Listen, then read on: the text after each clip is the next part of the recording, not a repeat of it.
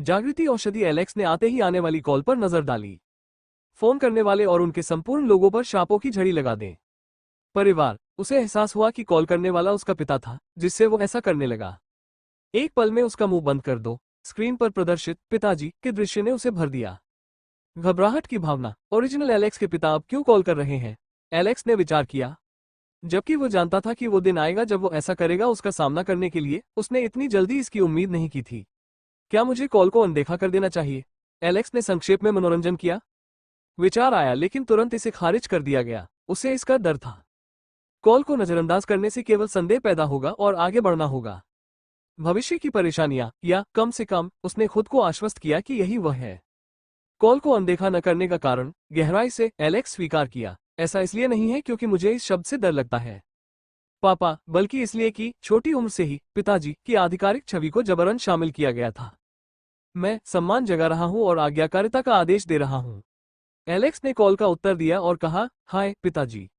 हाय बेटा, तुम्हें उत्तर देने में काफी समय लग गया। क्या तुम थे किसी काम में व्यस्त? रॉबर्ट ने उत्सुकता से पूछा। ओह नहीं, इसके लिए क्षमा करें, मैं बस रात का खाना खा रहा था। एलेक्स झूठ बोला और जवाब दिया। उसका लहजा थोड़ा औपचारिक था।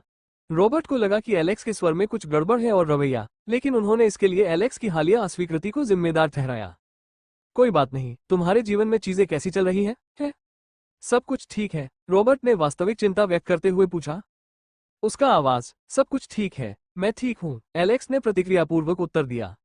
रॉबर्ट को संदेह हुआ, ये देखकर कि एलेक्स कितना अजीब था व्यवहार कर रहा था। उसने एक आह भरी और सोचा, क्या सचमुच ऐसा है?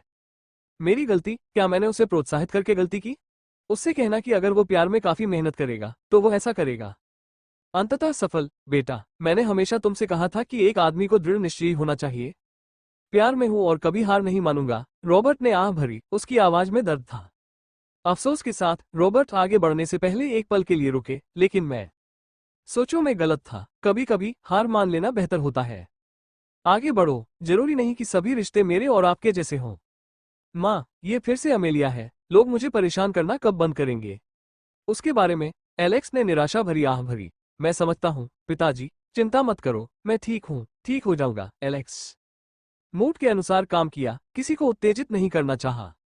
और अधिक संदेह ये जानते हुए कि वो अजीब हो रहा था। रॉबर्ट ये देखकर कि एलेक्स उसे न दिखाने की कितनी कोशिश कर रहा था। भावनाओं ने इस मामले को अब और आगे न बढ़ाने का निर्णय लिया। विषय बदल दिया। आप जानते हैं, नदी परिवार की वार्षिक वर्षगांठ निगम आ रहा है ना? रॉबर्ट ने कहा। हाँ, एलेक्स ने उत्तर दिया, ये याद करते हुए कि ऐसा भी हुआ था। टीओसी में उल्लेखित कार्यक्रम के दौरान ये थे ऐसी समस्याएं होने जा रही हैं जो संभावित रूप से इसका कारण बन सकती हैं। नदी परिवार प्रभाव खो देगा। रॉबर्ट ने कहा, मैं चाहता हूं कि आप भी इसमें शामिल हों, उन घटनाओं को ध्यान में रखते हुए जो उस समय घटित होने वाली थी। वार्षिक वर्षगांठ पर एलेक्स जाना नहीं चाहता था, इसलिए उसने जाने की कोशिश की। अस्वीकार करना, बोझिल अभिनय करना। क्या मैं पास नहीं हो सकता? पिताजी, मुझे नहीं लगता कि मेरे लिए इसमें शामिल होना सही है। एलेक्स ने झिझकते हुए कहा। एलेक्स, मुझे पता है कि मैंने तुम्हें हार मानने के लिए कहा था, लेकिन उसे मत भूलना। आप उपनाम हॉट रखते हैं, आप हार मान सकते हैं, लेकिन आप। रॉबर्ट ने कहा, कभी भी कायरतापूर्ण कार्य नहीं करना चाहिए और नहीं ऐसा दिखना चाहिए। दृढ़ता से। रॉबर्ट की बात सुनने के बाद एलेक्स को एहसास हुआ कि उसके पास कोई विकल्प नहीं है। सुर, उसने अनिच्छा से सिर हिलाया और कहा, ठीक है, मैं भाग लूंगा।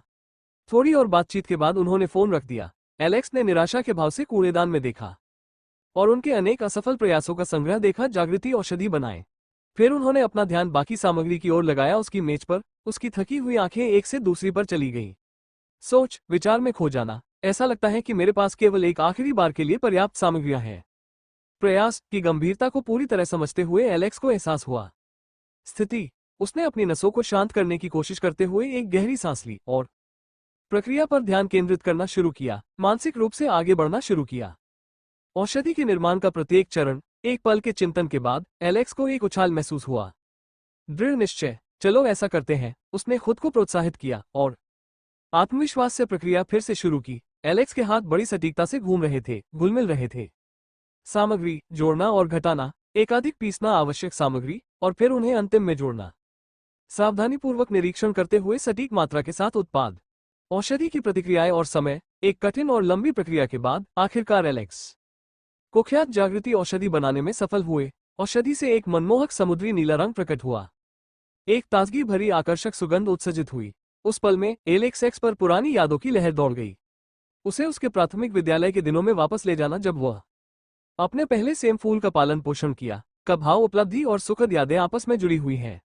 एक खट्टा मीठा लेकिन संतुष्टिदायक अनुभव बनाना। एलेक्स ने पोषण लेने से पहले रात का खाना खाने का फैसला किया।